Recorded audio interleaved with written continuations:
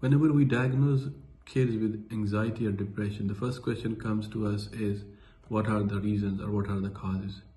And the second thing is, oh, is this our fault or is this something kid's fault? So I always tell to the parents is, it's not your fault, it's not your kid's fault. Mental health is a complicated process and many factors play an important role.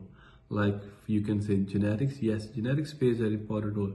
It has been seen that those parents or those siblings, those kids whose parents have some kind of mental issues like depression and anxiety, they have higher chance of having depression and anxiety in their future life.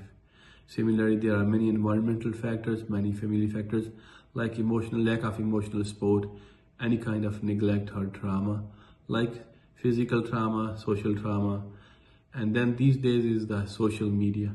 Social media, unfortunately, in social media, we see everything is in perfection, like height of beauty, height of wealth, everything is in perfection. And if the kid is on social media 24/7, then definitely they start comparing their life with their life, which is not actually true. And this is another very important factor. And then comes the social bullying. Unfortunately, the incidence of social bullying is also very important. What I tell to my parents and always, if somebody is diagnosing your kid with anxiety or depression, please listen to your doctor. It's very, very important. Just like diabetes, hypertension, you address the issues, you take the medication, you take different type of treatments. Same thing you have to do with the depression and anxiety. It plays very important role and it has long-term consequences. So always ask for help.